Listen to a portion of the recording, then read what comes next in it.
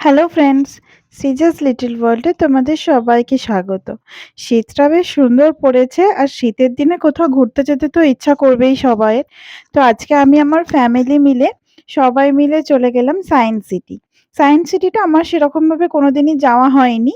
সেই জন্য আমার জন্মদিনের দিনকে ২০ তারিখ ভিডিওটা আপলোড করতে অনেক দেরি হলো। বাট এটা ২০ তারিখের ভিডিও। ২০ তারিখে আমরা চলে গিয়েছিলাম সায়েন্স সিটিতে। সারাদিন দারুণ মজা করেছি, খুব আনন্দ করেছি।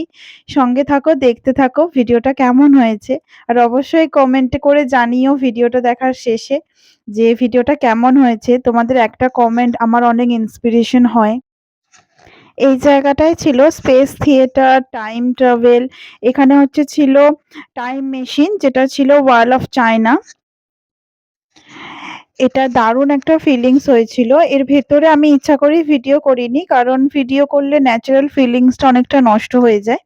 তো তোমরা যারা যাবে নিজের চোখে দেখে নিও। এত সুন্দর, আমার সমস্ত কটা রাইডের থেকে এইটা সবথেকে বেশি ফেভারিট হয়েছে এই মুহূর্তে। প্রত্যেককে একটা করে 3D চশমা দিচ্ছিল। আমরা সেটা পরে বসেও গেছি। দারুণ লেগেছে এখানে। ভেতরে ইচ্ছা করেই ভিডিওটা করিনি। এই স্ক্রিনটাতে আমাদের 3D যে এটা হচ্ছিল, 3D সিনেমাটা চলছিল। তো সবাই একে বসে যাচ্ছে। এখানে আমি, দিদি আর সোনাই গেছিলাম। তারপরে এই জায়গাটায় এসেছিলাম। এইখানে জাহাজের নানান রকমের জিনিসপত্র রাখা ছিল, নানান রকমের জাহাজের ছবি ছিল, নানান রকমের জাহাজের জিনিসপত্র রাখা ছিল। এগুলো কিন্তু সবকিছুই আর্টিফিশিয়াল। আর বলে রাখি এই জায়গাটা কিন্তু ফ্রি ছিল। টাইম মেশিন বা স্পেস থিয়েটার এগুলো কিন্তু ফ্রি নয়। এর জন্য আমরা কম্বো টিকিট কেটেছিলাম ৳৩৩০ র। কিন্তু এই জায়গাটা কিন্তু সম্পূর্ণ ফ্রি। এখানটা নানান রকমের জিনিস ছিল, সমস্তটাই জাহাজ কেন্দ্রিক। জাহাজ, নৌকা এই ধরনের কেন্দ্রিক, অন্য কিছু ছিল না। জায়গাটা খুব সুন্দর লেগেছে, দারুণ লেগেছে আমার। তোমরাও দেখতে থাকো কেমন লাগছে আর অবশ্যই আমাকে কমেন্ট করে জানিও কেমন হয়েছে।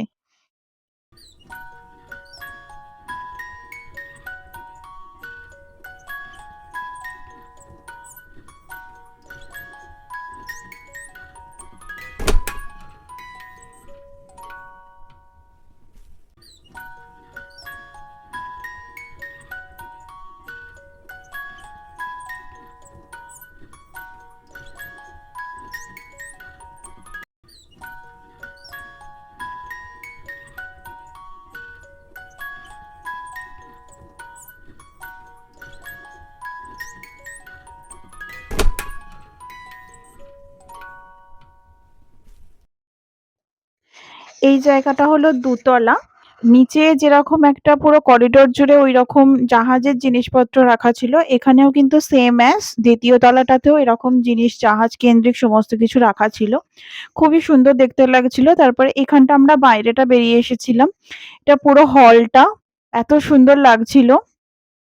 এইখানে যা কিছু জিনিস ছিল সবকিছুই কিন্তু ফ্রি ছিল। যেমন এখানে এক ধরনের ওয়েট মাপার ছিল, এখানে এক ধরনের লাইটিং ছিল। এগুলো কিন্তু সবটাই খুব ফ্রি। এর জন্য কোনো রকম টাকা পয়সা লাগেনি। এখানে এই রকমের ধোঁয়া উঠে এরকম ডিজাইন হচ্ছে। সেরকম জোরে ধোঁয়াটা উঠলে এখানে নানা রকম কালারিং আগুন জ্বলছিল। ধোঁয়া উঠছিল তার থেকে। খুবই সুন্দর লাগছিল। এটা ছিল একটা ওয়েল পেইন্টিং। মানে তেলটা যখন এইদিকে আসবে সেরকম হিসাবে আঁকা যাবে। এটা উল্টে দিলে আঁকা যাবে। ঠিক এইভাবে তেলটা গড়িয়ে এসে একটা পিকচার সৃষ্টি হবে। খুবই সুন্দর লাগছিল। আর এটা হলো একটা ওয়াল, যেটা কিন্তু অ্যাকচুয়ালি ওয়াল নয়। আমি এখানে লেখাটা দিয়ে দিয়েছি। তোমরা কিন্তু ভিডিওটা পজ করে লেখাটা পড়তে পারো। অনন্ত কূপ এটা, যেটা কিন্তু ১টা ২টো কাঁচের মাধ্যমেই গভীরতাটাকে সৃষ্টি করা হয়েছে। খুবই সুন্দর জিনিস।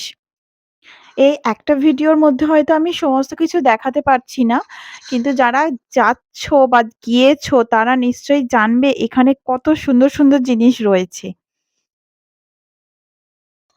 এখানে ছিল একটা সাইকেলিং করার জায়গা। আর এটা ছিল হচ্ছে পিয়ানো জোন। এখানে যেরকমভাবে তুমি হাঁটবে সেরকমভাবে মিউজিক হবে। এটা মানে একটা বড় সাইজের মানে জায়ান্ট পিয়ানো বলা যায় এটাকে। খুবই সুন্দর মিউজিক হচ্ছিল। আর নানান রকমের সুন্দর রাইডস ছিল। কিন্তু বাচ্চাদের জন্যই অনেকটা ছিল। বড়দের জন্য সেরকম ছিল না। আর এইটা ছিল একটা গার্ডেন, আর্টিফিশিয়াল গার্ডেন। এর ভেতরে ঢোকা অ্যালাও ছিল না। কিন্তু বাইরে থেকেই খুব সুন্দর দেখতে লাগছিল। দারুণ লাগছিল গাছগুলো, এত সুন্দর সবুজ। এমনিতে চোখের জন্য সবুজ ভীষণ ভালো আর আমারও ভীষণ প্রিয়। আর এইখানে ছিল হাতের ছাপ তোলা যায়। নিচের দিক থেকে হাতটা যেরমভাবে উঠাবে, সেরকমভাবে হাতের ছাপ উঠবে। আর এখানে আমরা বসে গেছি স্পেস থিয়েটারে। এর ভেতরে তো ভিডিও অ্যালাউ ছিল না। তারপর ওখান থেকে বেরিয়ে আমরা চলে এসেছিলাম এই মাটির দুনিয়ায়, পুরোনো দিনের, প্রাচীন দিনের দুনিয়ায়। খুবই সুন্দর লাগছিল। একটা দারুণ অ্যাটমসফিয়ার ক্রিয়েট হচ্ছিল।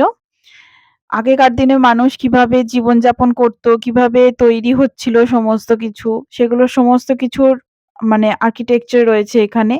এখানে একজনকে চিকিৎসা করা হচ্ছে। আগে কিভাবে চিকিৎসা হতো, চিকিৎসা বিজ্ঞান সম্পর্কিত নানান জিনিস, নানান অস্ত্র-শস্ত্র। এখানে আছে আমাদের সবার প্রিয় তাজমহল। খুব সুন্দর এখানে কুতুব মিনার আছে। দারুণ, দারুণ সমস্ত জিনিস এখানে গিয়ে একসাথে দেখা গেছে।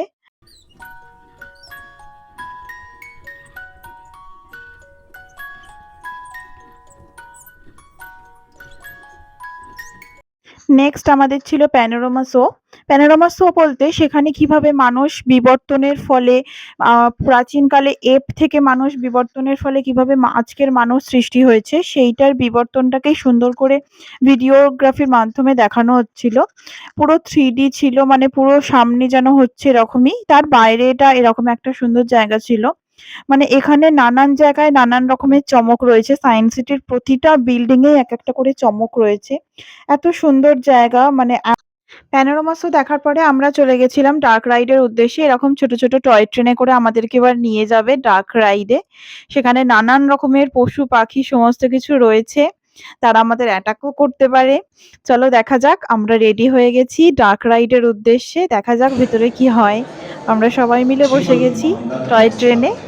यात्रा जिसे शुरू हुई তারপরে साढ़े দেখা तीन যাক ভেতরে साल কি হয়। पहले তোমরাও देखते থাকো। धरती का स्थापना ऑपरेशन के बाद वायुमंडल में ऑक्सीजन की मुक्ति है। वायुमंडल में ऑक्सीजन के स्तर में निरंतर वृद्धि से 120 करोड़ वर्ष पहले एक से अधिक न्यूक्लियस वाले बहुकोशिकीय जीव का जन्म 10 करोड़ वर्ष पहले धरती पर पेड़ पौधों का जन्म हुआ, जो बढ़ते गए और घने जंगलों में बदल गए। खून, मकड़े आदि पंखहीन पतंग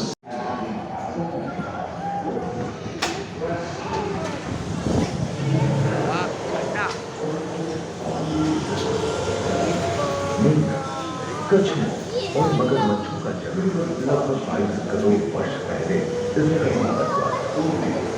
प्रथम स्तनपायी जीव मेगासोस्ट्रोस चूहे जैसे आकार पाया। प्राचीन संस्कृत समाज और उनकी जगह डायनासोर ने ले लिया था। ये घटना प्राय 20 करोड़ वर्ष पहले घटी थी। डायनासोर विभिन्न आकार एवं माप के थे और धरती के कोने कोने में फैल गए थे एवं जलवायु के अनुकूल खुद को ठंडे होने के कारण भारत एशिया की ओर खिसकने लगा था। महादेशीय प्लेटों में हलचल होने से ज्वालामुखी के रूप में लावा इसके फलस्वरूप आए भूकंप से विभिन्न भौगोलिक आकार एवं आकृतियां निर्मित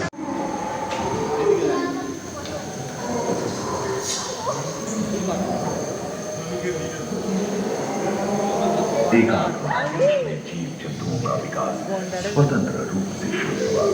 सबसे पहले पुष्प वाले पौधे धरती पर विकसित हुए एवं परागण के लिए कीट पतंगों के साथ संपर्क स्थापित हुआ। वे तेजी से धरती पर बढ़ने लगे। इसी समय पहली बार धरती पर सांपों का जन्म हुआ। इनके हमले से बचने के लिए शाकाहारी एंटीलोसॉरस अपनी पूंछ के उत्कर का इस्तेमाल करते। सभी डायनासोर प्राय 6 करोड़ वर्ष पहले विलुप्त हो चुके थे। आखिर क्यों?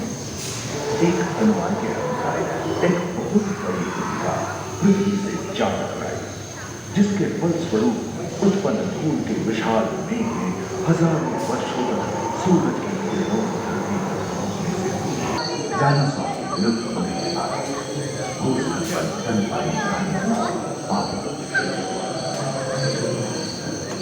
पर्याप्त मात्रा में आहार उपलब्ध होने के कारण छोटे स्तनपायी प्राणी बड़े आकार में बदलते गए।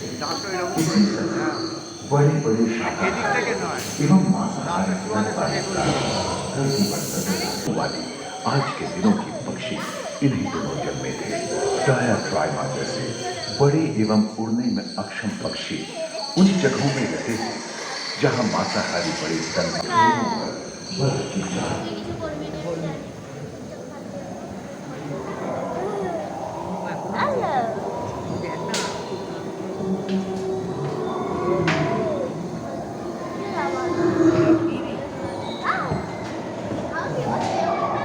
पृथ्वी के लंबे इतिहास में झांके तो ऐसे कई मौके रहे हैं जब उत्तरी गोलार्ध के अधिकांश हिस्से बर्फ की चादरों से ढक गए थे, जो आइस एज के नाम से जाना जाता है।